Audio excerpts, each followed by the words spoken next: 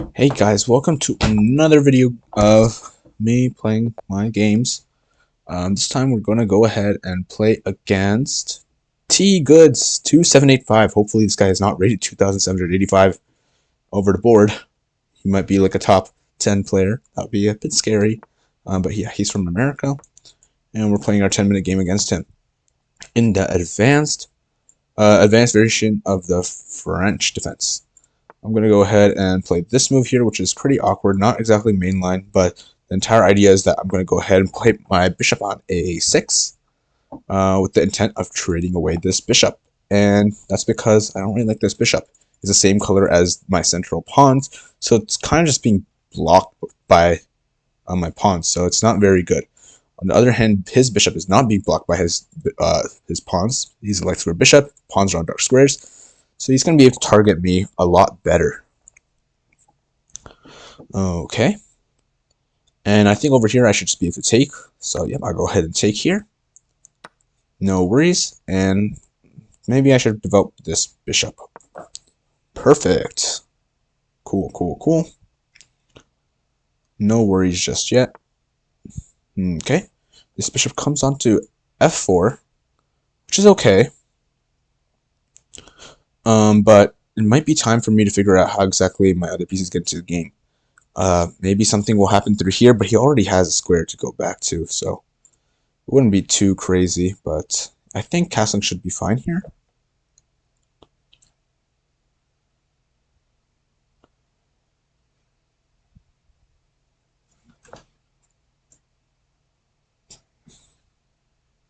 Let's go ahead and bring this knight over here, because that's the norm. That's what usually happens. But I expect my opponent to kind of bring this knight over here as well. Whoa, the queen jumps into b5, attacking this knight. That's not too much of a problem. I think I can just play this move over here, and I should be fine. If he takes here, I'm going to first kick out his queen, I think. Okay. So, we had a video a long time ago where I played something like this. Like, let's say I played like h5, but I give this square to my opponent's knight because, well, I can't play a6 to give him away anymore. Pawns can't move backwards, so this move also kind of gives up this square on b3, and he's already played c3, so you can't use that pawn to protect it either. So there is a weakness on this square. I think an idea could be just pushing this pawn and then trying to trap him here. How is he going to save his piece? Let's go ahead and do this. His queen is kind of stuck. He can't really go out through here either. My piece is covering this as well. Okay. He brought this piece over here. This could be just a free pawn. So I should probably take it, right? I'm going to go ahead and take it, and we could end up on this square in the future. Okay, he's going to plug that up just for a little bit, or at least for now. Let's see. But my opponent did just give us a free pawn, so of course I'm very excited about that. I'm trying to figure out how do I kick away his queen, though. Right now he still has this free nice square, so no kicking away just yet. I could play something like this, but yeah, he just goes here. If I play b5, try to kick him back even more, we actually just blunder a knight. So don't want to do that. But maybe it's time to castle. We could also bring this back in the future and then play this interesting thing. But I think for now, let's just go ahead and castle.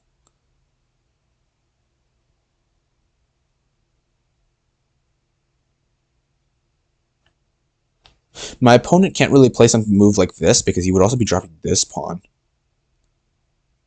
But right now, this knight's also in danger, so it's still a bit iffy. Okay, but he goes ahead and plays this. So if we take here, he takes out with this knight. We could play this move to kick his queen away, which would make it go here. Or, it's a bit complicated, isn't it? Well, let's see.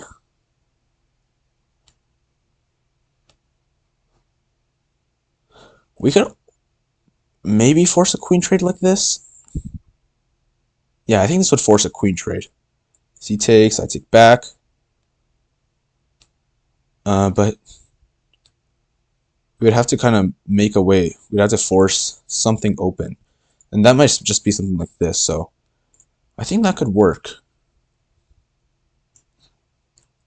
We are up a pawn, so we want to force a way in through the queen side. So I'm going to go ahead and play this move. If he goes over here, that should be fine, because I have this move. Uh-oh. He just took this piece.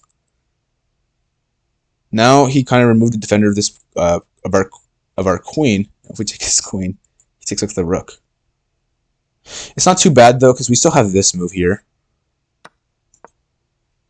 So his rook is trapped again himself. And he's going to go ahead and sacrifice it because that's really the only move remaining. And we're still up in material, so it turned out well enough for us. But I guess we got to be careful. Now, he brings this rook over here.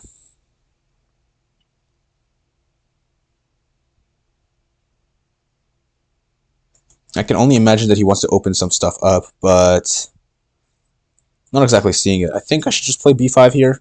If he goes here and I take, that's going to activate his rook. But if I go b5 here and then I bring this other rook, no, not there because of this move. Maybe we have to reroute this knight over here. I don't know, but we want to be able to protect this square so we can eventually play this. I think this is fine for now. And we might actually just reroute our knight over here. And that's going to be attacking his pawn over there. Let's see. Somebody plays a6 and just try to trade this off.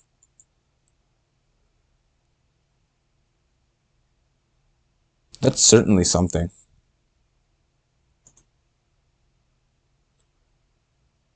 Not exactly sure where this knight is going, though. So I think we could just play this move. And then if we get over here, all of a sudden we're threatening to win a pawn. And I still do not know how my opponent plans to defend this piece. So I'm going to go ahead and just do it. If we can get another pawn, this pawn might fall in the future as well. We just have to get a knight over here. Because then we have two attackers. So I am liking this quite a bit. Okay, my opponent did find a very interesting move, but I'm going to go ahead and take this piece. And if he tries to attack me, which he doesn't, very smart of him, he would have lost this over here. So now, my opponent just resigns. Oh, well. We haven't had a win in a very long time, and we finally got one. Let's go ahead and turn on that transition and go ahead to game review. And opening up the analysis, it says that we actually played really well. I got a little scared there for just a second when I thought that we blundered a knight, but apparently our instincts are amazing. We played against like a 22, well, not 2200, but somewhere in the 2000s, probably around like 2035.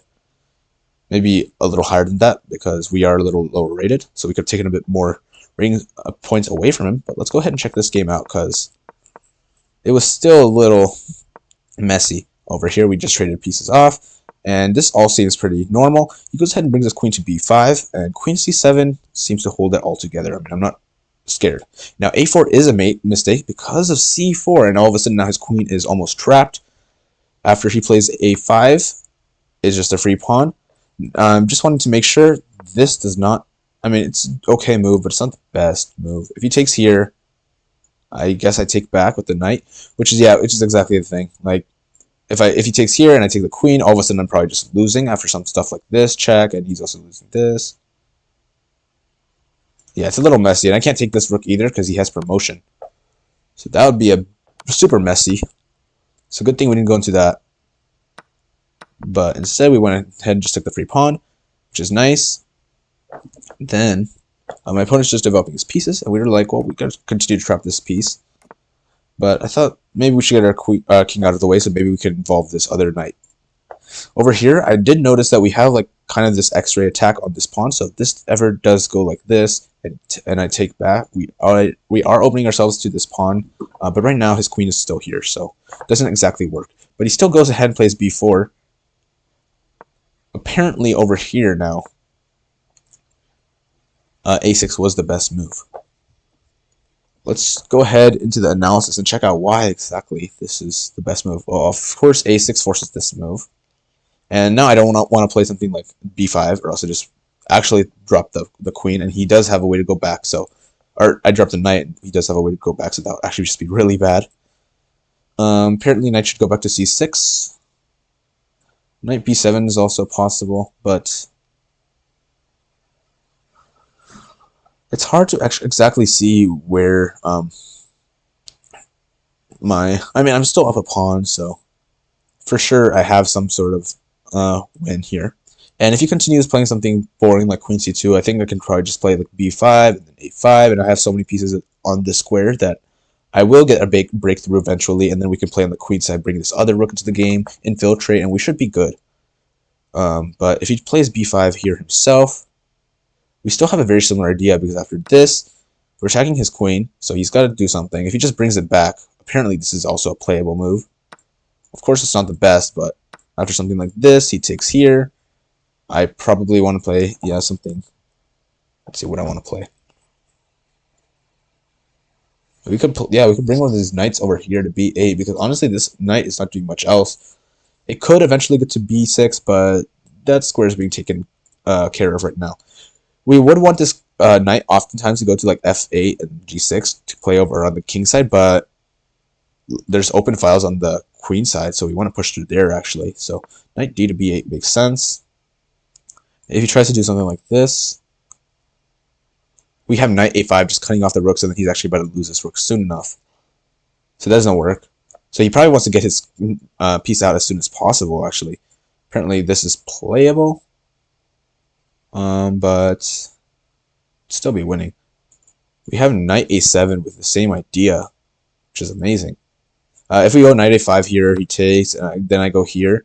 He actually kind of has this move here, because if we take here, we lose our queen, so that wouldn't work.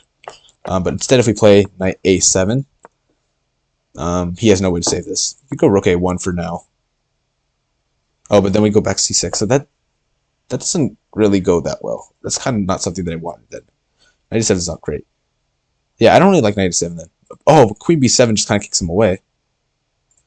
b4 is something better, though, because if he takes, I can probably just take with, like, a bishop. h6 is recommended, which is weird. I'm not even going to look at that. That's a very computer move. We also have this move, but probably just taking this and threatening to trade. He wants to go back, because if he lets us play bishop a5, then yep, again he's trapped. So he needs to go back. And then we have passed pawns, so we would be able to win this for sure.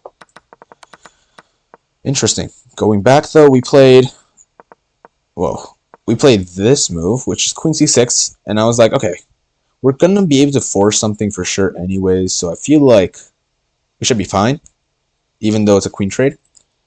Queen a4 is the best move for him, but I'd still do the queen trade. We take here, and then maybe I kind of back up a little bit, and then play the kind of the similar moves as I did earlier. He played this move, which is a slight inaccuracy, and I got a little scared, but the reason why we were able to force his queen to be traded here was because the queen was trapped. Now the rook's on the same square, so the rook is also trapped. Here, we don't even need to play a6 immediately, because even if we play something like this, the rook's still trapped. There's no saving it. You can play a1 here, but we're still going to be able to save this. I wouldn't have to play this immediately, though. Apparently, rook c5 is the best move, which is amazing. Yeah, that's a cool move. The computer sees that, well, white is down for sure. Let's go ahead and try to make some counterplay with like passed pawns. If you take with the b pawn, you're kind of opening up this file for black, and then of course this could become a passed pawn. So maybe taking with this piece first, and then you have to make sure that he doesn't play c6. But you should still be winning this, because you just put a rook here, and then you go ahead and crack this open, and then you're still going to be winning for sure. He went ahead and took here. We just take it back with a pawn and kind of solidifying the structure. And it's just really easy to kind of just win this through. I was going to go ahead and take this pawn anyways. I don't think we got to play this.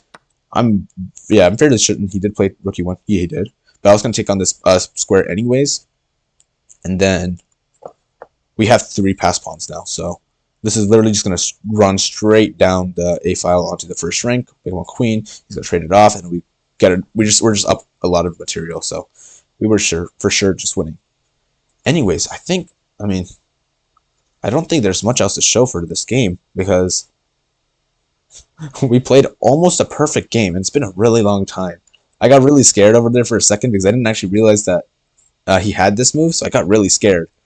But luckily, the position plays itself. The reason that he was in so much trouble was because that square was kind of a death trap, and he went ahead and put another piece over there, so that's nice. He apparently played just about his rating, but I got to play about a 2600, which is Grandmaster level. We got exclamation marks both in the opening and middle game, so I'm excited about that. And yeah, I think that should be it for this game. Again, French defense, advanced variation, and we won, I think, 10 rating points, so that's pretty cool. I'll go ahead and see you guys in the next video. Bye-bye.